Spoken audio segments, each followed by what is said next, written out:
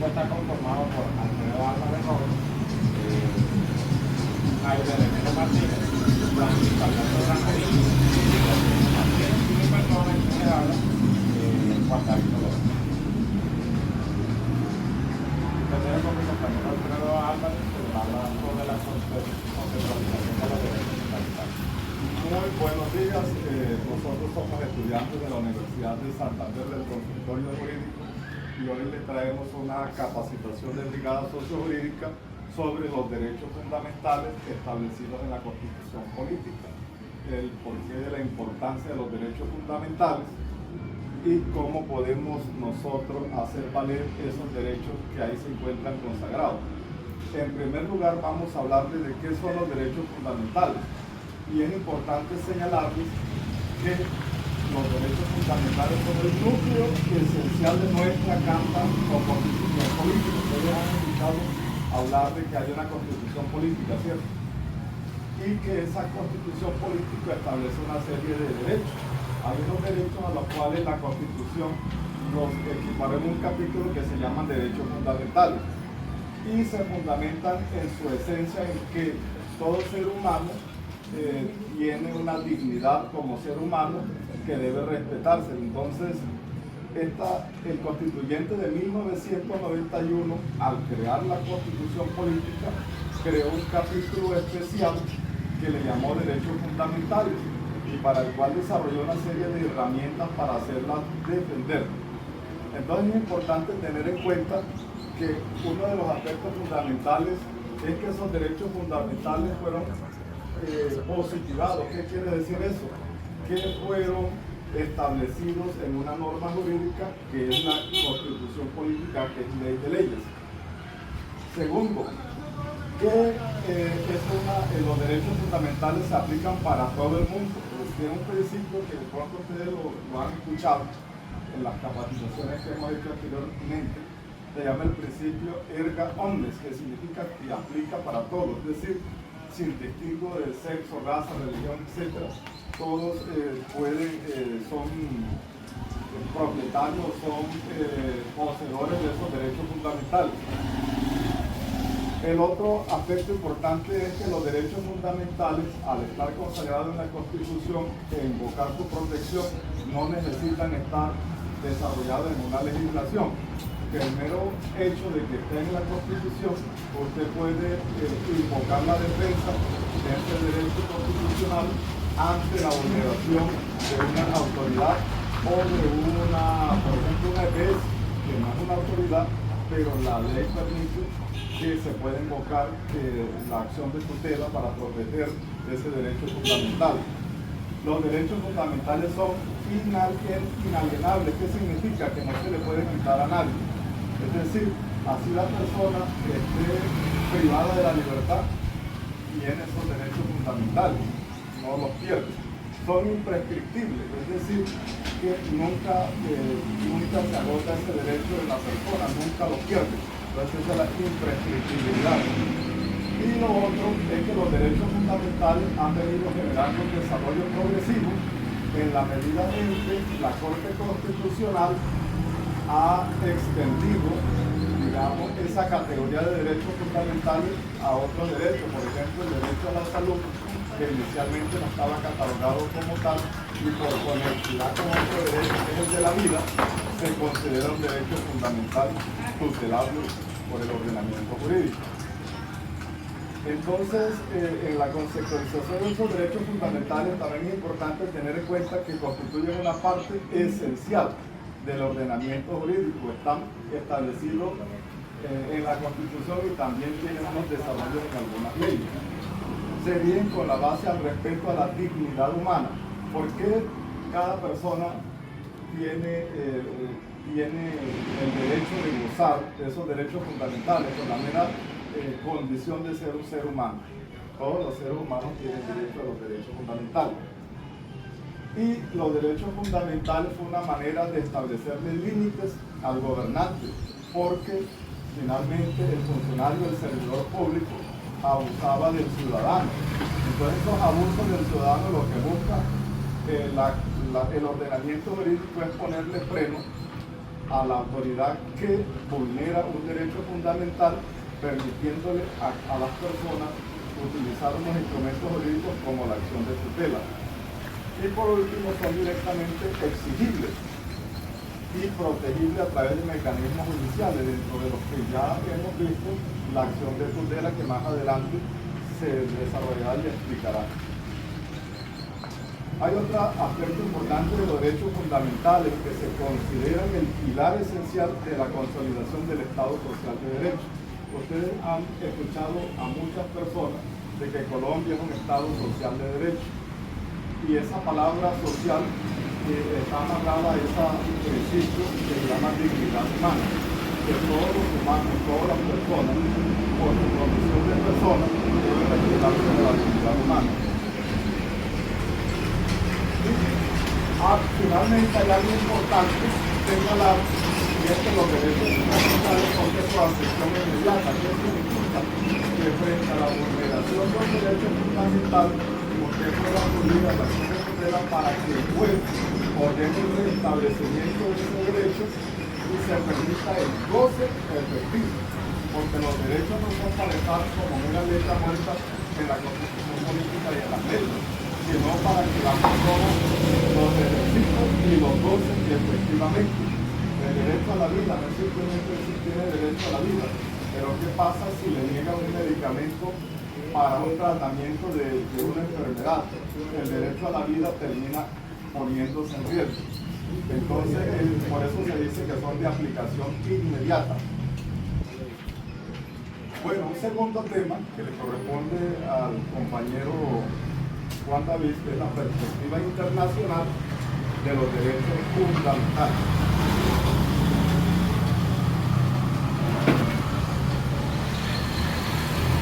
Bueno, la perspectiva internacional de los derechos fundamentales no han sido adoptados en varios tratados internacionales. Bueno, estos están orientados a detener el abuso el abuso y horrores que de pronto tienen algunos gobiernos tiránicos y despóticos. Esto también a través de estos tratados se ha abocado al mecanismo de supervisión de esos estados que de pronto vulneran los derechos de esas personas o de sus ciudadanos. Entonces, lo que tratan estos tratados es de supervisar que ese estado cumpla con los debidos derechos fundamentales, que no se le vulneren los derechos a esas personas. Y pues ya esto sería una protección que está a nivel nacional, a nivel regional y a nivel internacional. Bueno, la Declaración Universal de los Derechos Humanos es el pilar fundamental para que se pueda tener que los derechos fundamentales puedan estar incentivos con la persona. Aquí esta declaración lo que ha hecho es que le ha dado a los estados como unas reglas, unos parámetros o unas líneas para que ellos puedan cumplir con eso de proteger los derechos fundamentales de esta persona. También está un Pacto Internacional de Derechos Civiles y Políticos, que ese es para las personas que de pronto, no sé si ustedes se acuerdan del señor Gustavo Petro, en ese entonces que era alcalde de Bogotá. A él se le violaron sus derechos civiles y políticos, porque lo inhabilitaron directamente. Entonces, eso fue a nivel internacional ante la Interamericana de Derechos Humanos, y él apeló y pues se le restableció su derecho civil y político para que más adelante pudiera ser aspirante a la presidencia. También está el Pacto Internacional de Derechos Económicos y Sociales y Culturales, que ese más que todo tiene que ver con que los estados o las personas, más que todos los estados tengan libres derechos para poder hacer negociaciones a nivel internacional, nacional, y pues que no se les vulnere ese derecho. También está, en la Declaración Universal de los Derechos Humanos está la libre circulación y elección de residencia, es decir, que usted puede irse para cualquier lugar del país y nadie no lo haga. Tienen ese derecho fundamental. derecho al asilo. Si ustedes de pronto se ven que su vida está en riesgo aquí en el país, le pueden solicitar el asilo a otro país donde puedan irse y estar seguros. También está el derecho a la nacionalidad, es decir, que si ustedes, aquí la muchacha que tiene una bebé, un ejemplo, si la niña fuera nacido en Estados Unidos, ella tenía derecho a la nacionalidad por haber nacido en ese lugar, igual en otros países. Derecho a matrimonio y a fundar una familia de forma libre. En estos momentos, aquí en Colombia, no solamente se avala el matrimonio entre hombre y mujer, sino que también se avala el matrimonio entre ambos sexos. Que eso fue algo que se aprobó en el 2013, si no estoy mal, donde se le dio el derecho a las personas que vivían en la clandestinidad a que formaran una familia y tuvieran un matrimonio bajo la ley. Derecho a la propiedad privada o derecho a la propiedad, que nadie puede venir a decir usted, si usted tiene su casa, que se la vamos a expropiar. Ustedes tienen el derecho sobre esa propiedad. Esto es uno de los derechos fundamentales que tiene a la propiedad. Libertad de opinión y expresión.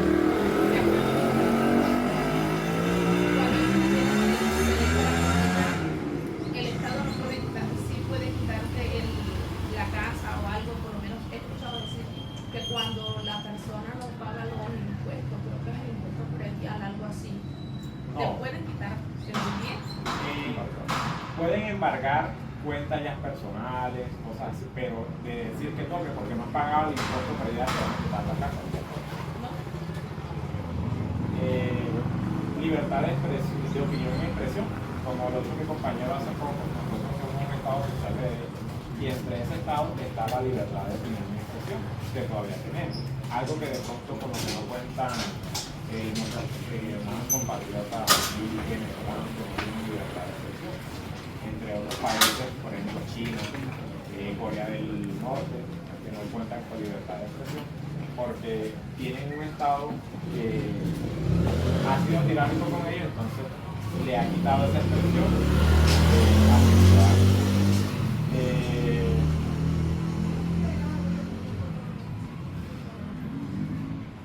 Bueno, un trabajo libre y elección de cualquier empleo que ustedes deseen. Eso ya fue está bien. Otro de los derechos fundamentales que tiene una persona es la presunción de inocencia, juicio justo y no de culpabilidad de la pena. Cualquier persona que de pronto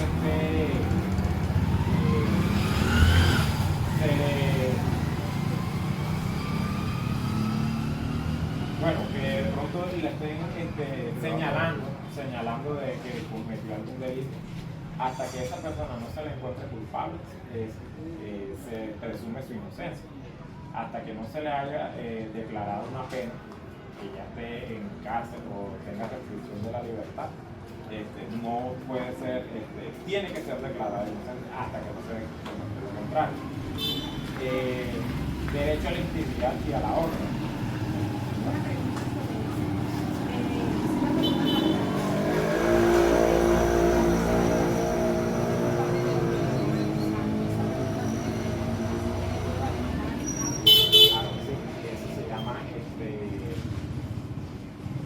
Reparación civil o reparación civil.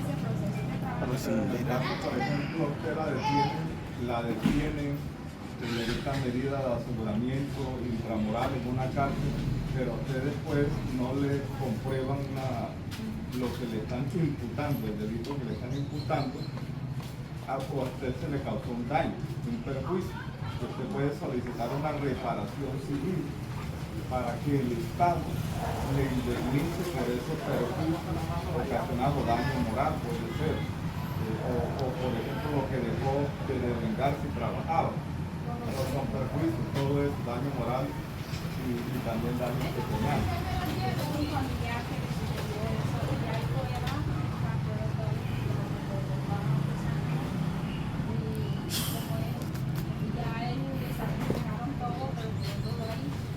puede solicitar una reparación civil, de responsabilidad extracontractual por la acción del Estado, porque en este caso la Fiscalía fue la que solicitó al juez de control de garantías la medida de aseguramiento y después no le pudieron comprobar esa situación, pues usted sufrió un daño, usted puede solicitar la reparación. El consultorio jurídico podría apoyar, pero no sé si... No puede. Entonces tendría que buscar un abogado, un abogado que le entregue ese poder y le lleve esa acción de reparación. Bueno, digamos, uno de los derechos más importantes que tiene la tecnología es que podemos gozar de todos nuestros derechos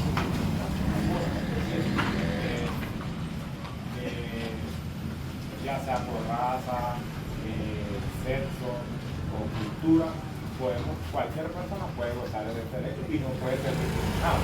También está el no sometimiento a la esclavitud ni servidumbre. En la Constitución de 1986, antes de nosotros se manejaba la esclavitud, se fue abolida aquí en Colombia, y pues se le empezaron a dar esos derechos fundamentales a esas personas que eran esclavos y que de pronto vivían con, como le decían antes, sus amos, que eran como la servidumbre, que era lo que era el dueño, y también está el no sometimiento a torturas ni penas o tratos crueles, inhumanos o degradantes. Por eso, como mi compañero le estaba mencionando al principio, hacia una persona que es privada de la libertad, que esté pagando una pena, él no pierde sus derechos fundamentales, tiene que respetarle sus derechos y es uno de los beneficios que tiene nuestra sociedad, que es un Estado que respeta los derechos de las personas, aunque a veces el Estado no respeta los derechos y pues, cometen algunas atrocidades contra la propia ciudadanía.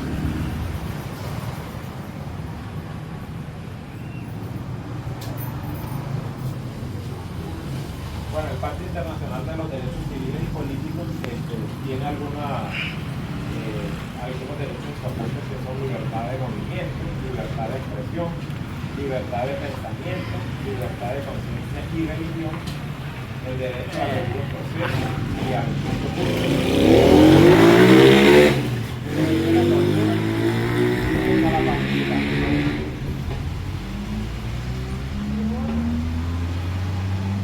Pacto Internacional de Derechos Económicos, Sociales y Culturales, que se garantiza algunos derechos como la educación, al trabajo, a la salud, a la seguridad social, a la participación en la vida cultural y a un nivel de vida adecuado.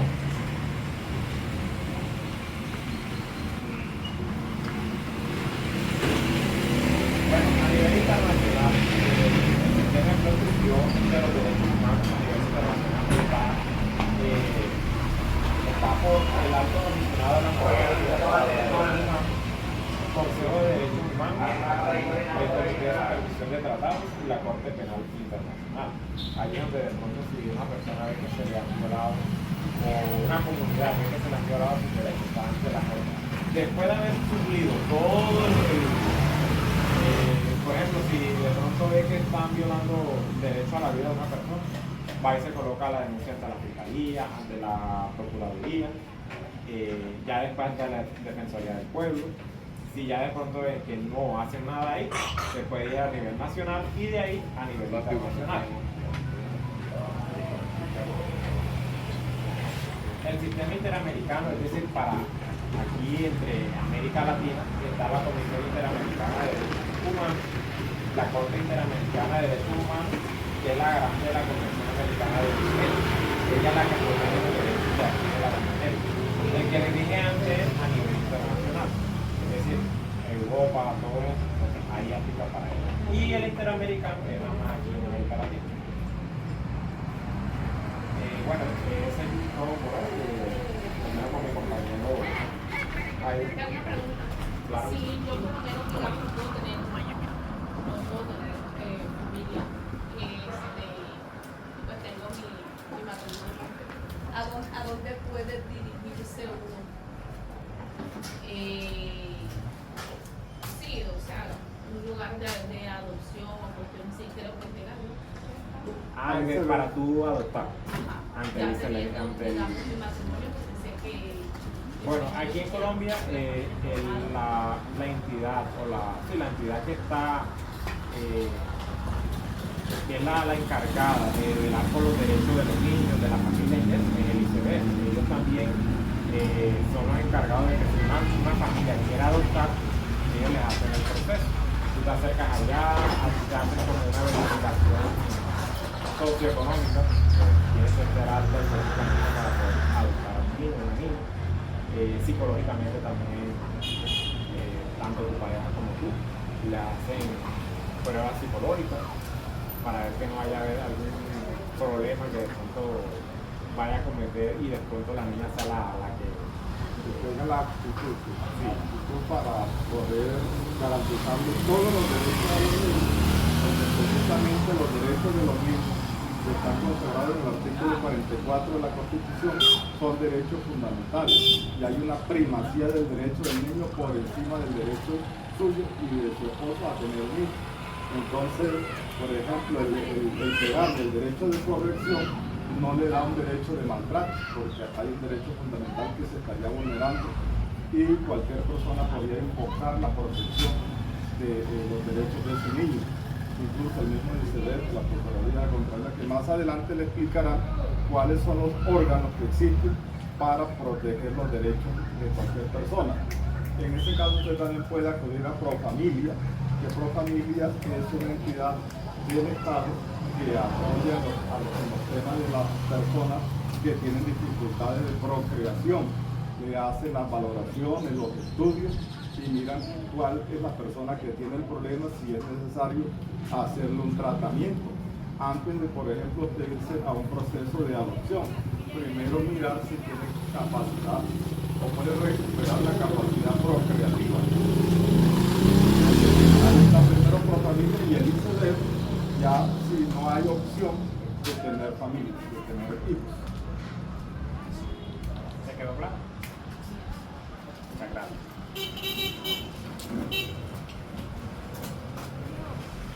Bueno, buenos días. Bueno, yo les vengo a hablar un poco de lo que son las perspectivas constitucionales de los derechos fundamentales.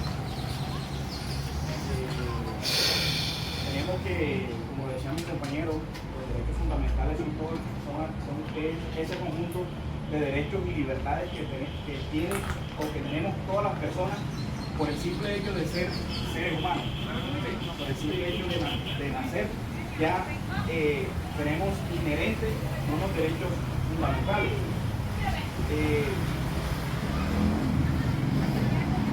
Estos derechos fundamentales están consagrados en la Constitución Política. Ellos se encuentran consagrados en el título 2, capítulo 1, y van desde el artículo 11 hasta el artículo 41 de la Constitución. Como venía diciendo, por el simple hecho de nosotros ser personas, de nacer en un estado, adquirimos lo que son unos derechos fundamentales, que son unos derechos fundamentales que no se pueden violar. Tenemos, por ejemplo, aquí miramos que todas las personas tienen derecho a la vida. ¿Ya? Es un derecho que no se puede vulnerar. ¿Y quién es el encargado de que no se vulneren esos derechos? El Estado como tal. El Estado debe brindarnos la garantía a todos nosotros para que no se nos vulneren nuestros derechos. Encontramos un derecho, el derecho a la educación, es decir, todas las personas tenemos un derecho a una educación de calidad, a una educación digna. Ponemos un ejemplo. Pepito Pérez fue detenido y fue condenado a 12 años de prisión. Pepito Pérez, sus derechos no se le pueden exigir, solamente se le limitan. Pepito Pérez sigue teniendo sus derechos fundamentales y tiene un derecho, que es el derecho a la educación. Y tenemos que en Colombia la pena, la educación hace parte de la pena como mecanismo de resocialización. Es decir, que Pepito Pérez, dentro de ese centro carcelario, tiene un derecho a la educación. y el Estado debe brindarle las garantías a Pepito Pérez a través de modelos educativos para que reciban la educación que de pronto una educación básica primaria, una educación secundaria, una educación técnica, pero nos encontramos que hay muchos vacíos y hay muchas falencias, porque resulta y pasa que dentro de los centros penitenciarios se vulneran esos derechos fundamentales como el derecho a la educación por falta de presupuesto, por falta de infraestructura, por falta de docentes, ¿sí? Entonces encontramos también como derecho fundamental el derecho de culto. Toda persona tiene la potestad para decidir su religión, para decidir si quiere ser parte de una religión o quiere ser parte de otra religión. Tenemos el derecho de la libertad, el derecho de la honra.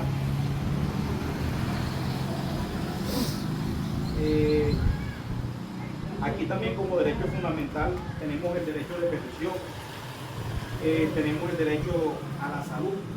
Sí nos hemos dado cuenta que existen casos donde hay una persona que su vida está en riesgo por un tratamiento, por una enfermedad que se le está negando por cualquier factor en una clínica. Estas personas o los familiares recurren a interponer una acción de tutela porque se le está vulnerando un derecho fundamental que es el derecho a la salud.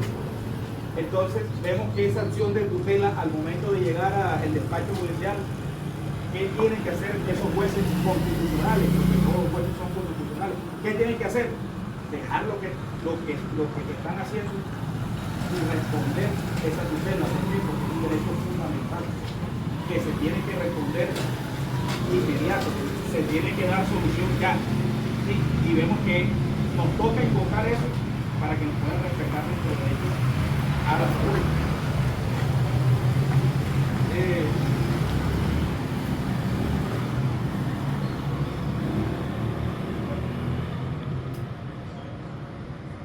También les voy a hablar un poco de lo que es, o explicar un poco lo que es el bloque de constitucionalidad. El bloque de constitucionalidad no es más que todos esos tratados internacionales de derechos humanos a los que Colombia se encuentra adherido, que hacen parte también del cuerpo de la constitución política. ¿Sí? Son constitucionales, es decir, que esos tratados también tienen un trámite constitucional, hacen parte de la constitución, también son normas de normas. ¿Sí? Entonces tenemos que hay un derecho, hay un tratado internacional que nos habla de un derecho fundamental, entonces nosotros aplicamos ese tratado, o Colombia aplica ese tratado dentro de sus ciudadanos como tal. Bueno, estos derechos, como decíamos ahorita, son universales, quiere decir que son para todas las personas, toda persona tiene derechos fundamentales, son inalienables. Los derechos fundamentales que son inalienables, ¿por qué? Porque no se pueden ceder a otras personas, que son propios, que son de cada persona, ¿ya? Entonces, aquí tenemos también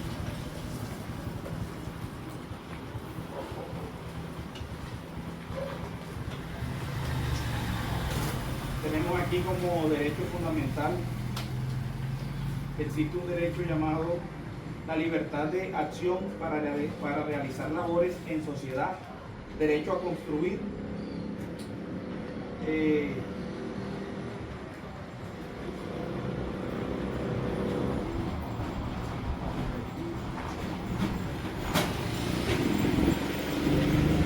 derecho al debido proceso, a la defensa, a la ética, el habeas corpus, que es un derecho fundamental. Cuando nos damos cuenta, no sé, ¿usted se acuerda del habeas corpus? No.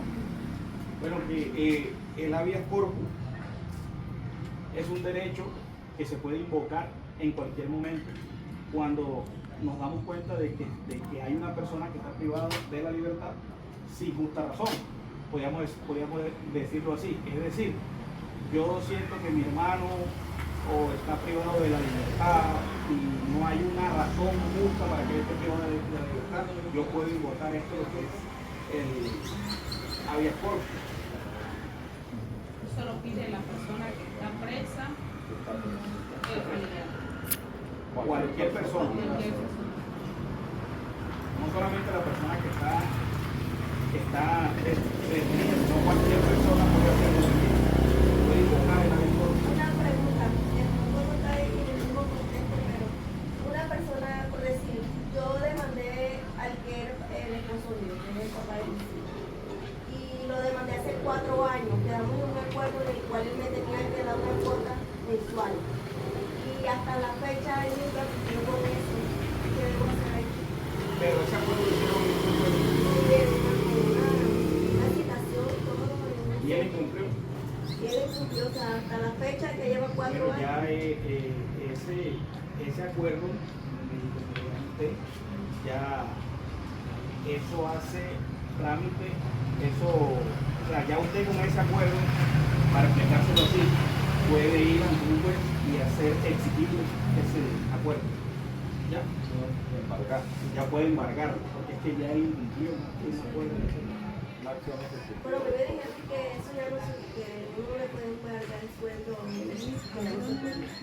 No, pues. No, sí, es que hay unas leyes, que hay cosas que van saliendo. Sí, claro, porque es que, y eso es por cuota alimentaria, ¿cierto? Sí, claro. Bueno, lo que no se podría embargar sería el mínimo vital. ¿Sí? Pero ya depende de cuánto gana la persona. Y en el caso de que sea una cuota alimentaria, sí se podría embargar el mínimo vital. Bueno, aquí tenemos Disculpa, porque se habló del artículo 44 que establece que los derechos de los niños toman superioridad sobre el derecho de los demás. Entonces usted puede decir, yo tengo derecho a parrandear y a gozar con mi plata que yo trabajo, pero usted tiene derecho a hacer eso cuando usted cumpla con su cuota alimentaria. Si no ha cumplido, usted no puede coger ese dinero y eso la parrandear. Prima de interés superior del niño presa la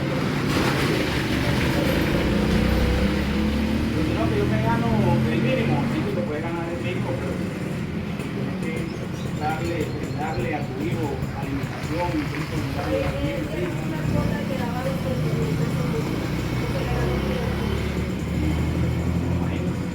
Bueno, la perspectiva de los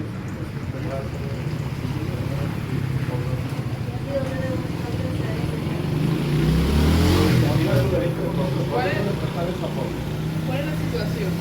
Tu pareja, usted tuvo una hija menor de edad con su pareja y usted me está diciendo que gana $1 millón de pesos. O gana más. Gana más, pero está en una empresa. Una empresa. ¿Cuál? Es el Franciscano. Me imagino que gana un mínimo. Más del mínimo. Bueno, si gana un mínimo y usted ya hizo un acuerdo, tiene dos opciones. O iniciar un proceso ejecutivo, que se lo podemos llevar nosotros, consultorio jurídico, o denunciarlo con fiscalía, si cree que no va a pagar.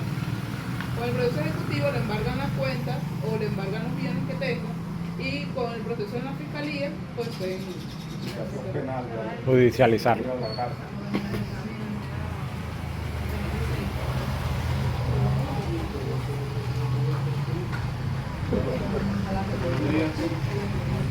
Hablarle un poquito acerca de la perspectiva que tiene la Corte Constitucional.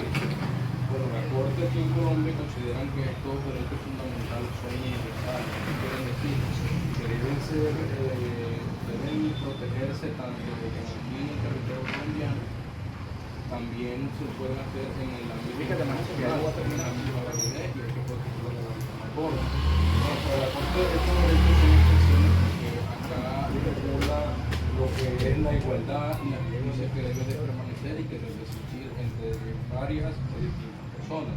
En la jurisprudencia de la Corte Constitucional sobre los derechos fundamentales, aquí vemos lo que es la protección de los derechos a la salud. Los derechos a la salud, como bien sabemos, tienen una conectividad con el primer derecho fundamental, que es la vida. Si usted hace un análisis, usted dice, bueno, el derecho fundamental a la vida, el derecho a la salud. Si usted no tiene una buena salud, ¿cómo conlleva tener una buena vida? ¿Sí me entiende? Entonces, ¿qué prima la Corte? que exista una garantía necesaria para que aquellas personas de pronto en estado de vulnerabilidad tengan acceso a este derecho fundamental como es la salud. En la protección de los derechos de la educación, aquí la Corte lo que implanta son situaciones para garantizar el acceso a la educación a aquellas comunidades vulnerables, aquellos niños que padecen de pronto de alguna necesidad económica que le restringa o les puedan impedir que tengan acceso a este derecho fundamental. Hoy en día existen muchas facilidades para poder tener posesión de este derecho como educación. También tenemos la protección de los derechos de los pueblos indígenas.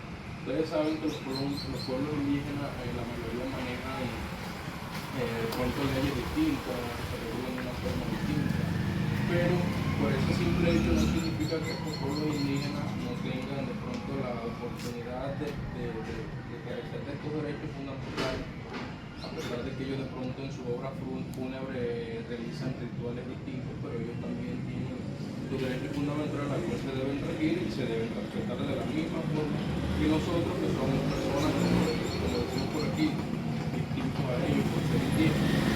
También tenemos la protección de los derechos en situaciones de crisis, como por ejemplo en estos momentos la situación que vive el territorio del Catatumbo.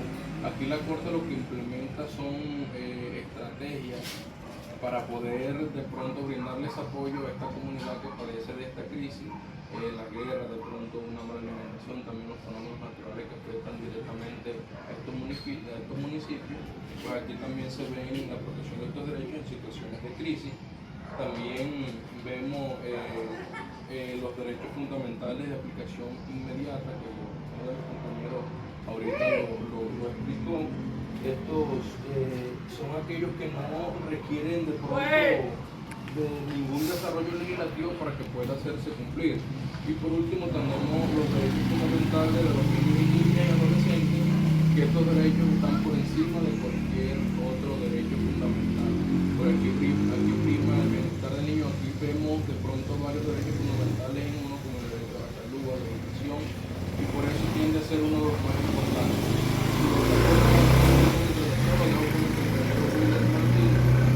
Le va a explicar un poquito acerca de los mecanismos de protección en los cuales hacen referencia a los derechos fundamentales. Una pregunta.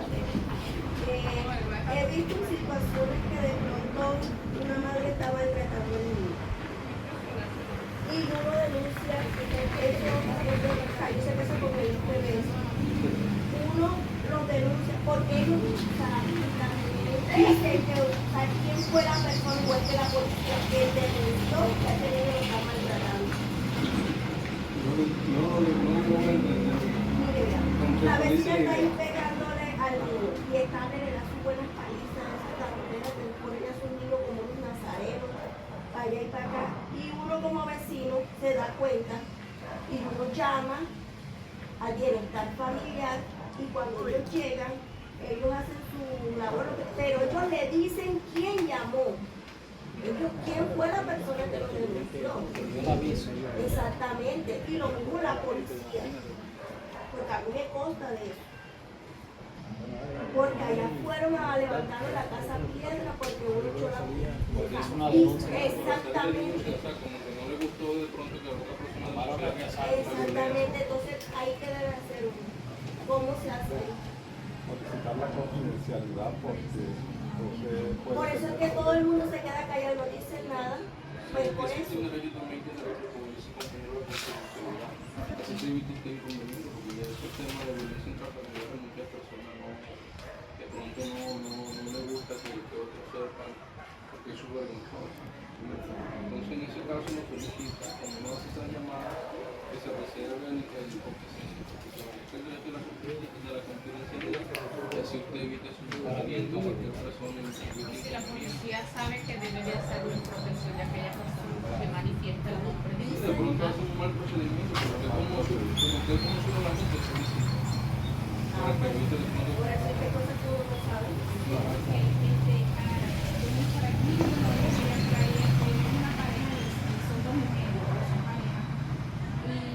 Una de ellas tiene 2 niños y resulta que la otra es la más capacitada.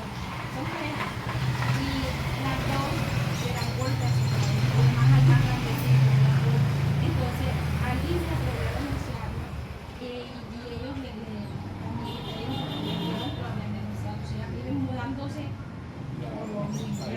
ahí está la misma situación. Sí. Bueno, que lo dejo con mi compañero. Buenos días, dándole continuidad a todo lo que pasó en el compañero anteriormente, ya casi para finalizar les voy a hablar un poco sobre los mecanismos para la protección de los derechos fundamentales, ¿cierto? Si bien se sabe, en Colombia todas las personas tenemos derechos a proteger los derechos fundamentales. Una vez se sientan que han sido violados o se sientan vulnerados. Para esto existen varias herramientas que son los mecanismos de protección, que estos son mecanismos amparados por la ley para la protección de nuestros derechos, ¿cierto? A continuación les voy a explicar dos de los más conocidos y de los más importantes, como lo son la acción de tutela y el habeas corpus. ¿De qué se trata la acción de tutela? La acción de tutela es una herramienta legal que permite a cualquier persona pedirle a un juez que proteja sus derechos fundamentales cuando sienten que han sido vulnerados o amenazados. Este es un proceso rápido, sencillo y que no necesariamente necesita de un abogado, ya que cualquier persona natural, cualquier persona particular puede interponer una acción de tutela. ¿Cuándo se puede usar la acción de tutela? Bueno, la acción de tutela se usa, este recurso se utiliza cuando ya no existe ningún otro mecanismo legal para proteger nuestros derechos. Y si hay un riesgo si hay un riesgo inminente y necesita ser resuelto lo antes posible.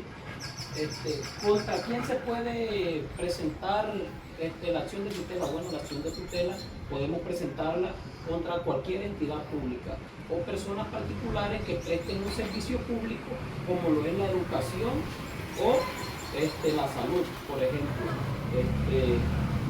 También si afecta el interés colectivo de una comunidad, también se puede interponer una acción de tutela. Por ejemplo, aquí en Uruguay está teniendo un inconveniente en la comunidad, se reúnen y se puede interponer una acción de tutela para darle a toda entidad pública. ¿Cuánto tiempo tiene el juez para dar respuesta a la acción de tutela? Bueno, una vez interpuesta la acción de tutela, el juez tiene un máximo de 10 días para darle una respuesta a la acción de tutela. Un ejemplo práctico puede ser que como personas particulares que están mal de salud se dirige al hospital por una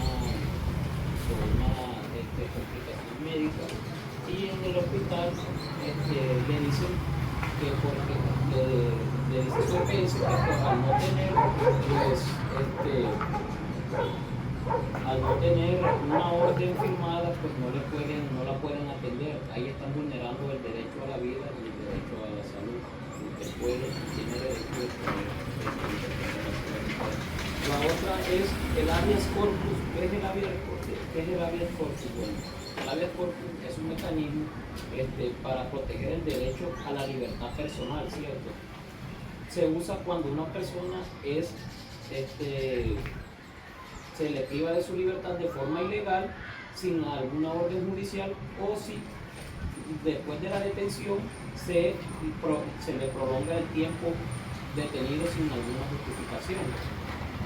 ¿Quién puede presentar el habeas corpus? Bueno, el habeas corpus la puede presentar la persona afectada o cualquier otro miembro, ya sea amigo o familiar. ¿Dónde se presenta el habeas corpus? Bueno, el habeas corpus se presenta ante cualquier juez del país, en cualquier momento. No necesariamente tiene que ser día hábil. Para presentar el habeas corpus no necesita que se presenta cualquier día, sin importar si sea domingo o festivo. Cualquier día se puede presentar un habeas corpus.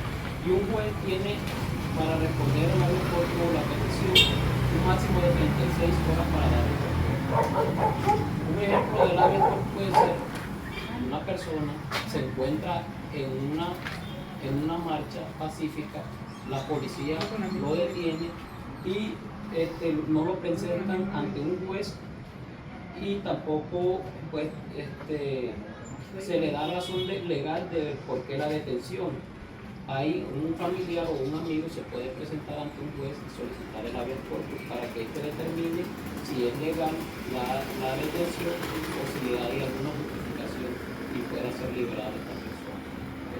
Bueno, espero que con la intervención de nuestros compañeros que haya quedado claro sobre todo este tema de los derechos fundamentales, ya que son bastante importantes, ya que las comunidades desconocen pues de sus derechos y a veces es sencillo defender los derechos fundamentales de nosotros.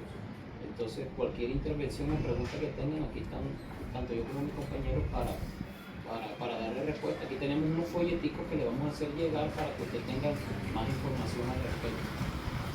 Bueno, en estos folletos están explicados los derechos fundamentales y además de eso hay dos instancias que se encuentran aquí en Valledupar que pueden apoyar en la defensa de los derechos fundamentales y de los derechos humanos.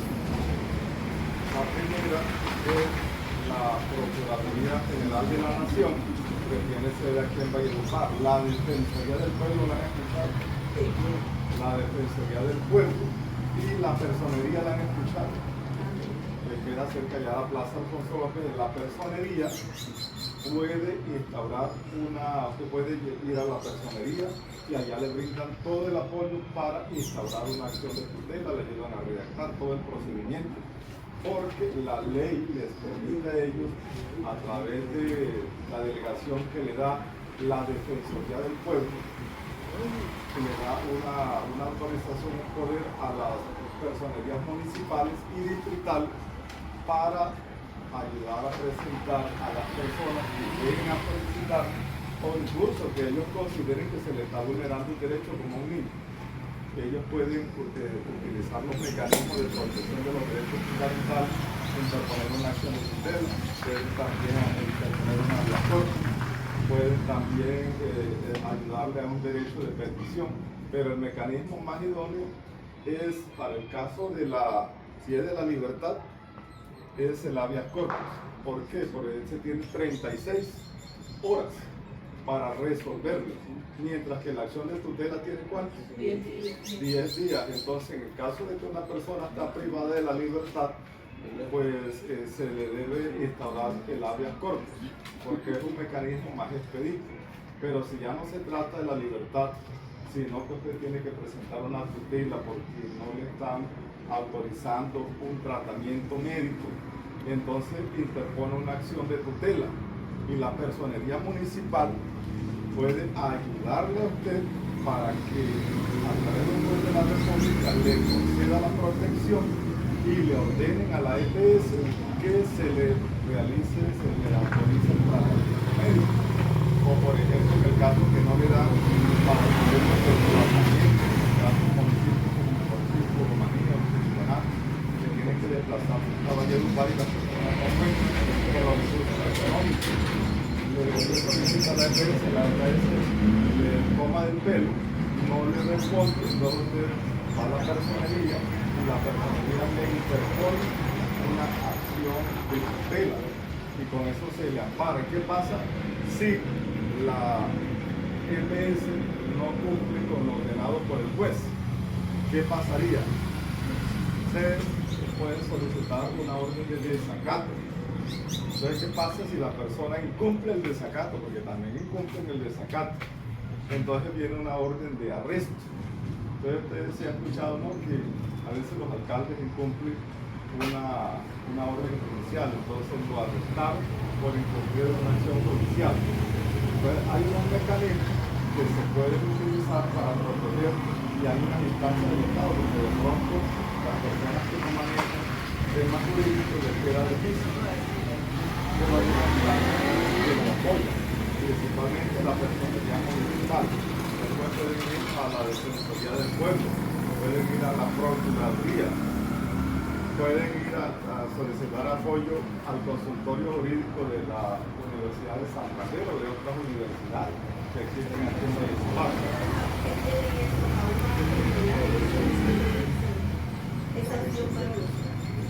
Se puede brindar el apoyo jurídico, pero más que todo se les recomendaría que fueran a la personería, porque ellos están obligados a brindarle la herramienta. Como ya ellos tienen todo eso organizado, eso enseguida le organizan su acción de tutela y le ayudan en la presentación. Y el juez, digamos, se ve más compelido, más obligado a responderle de manera rápida, porque se trata del Ministerio Público. O sea, porque el Estado tiene 3 ramas de poder público: legislativo, ejecutivo y judicial. La legislativa es el Congreso, la ejecutiva el presidente y sus ministros, los gobernadores y alcaldes, y la judicial los jueces de la República.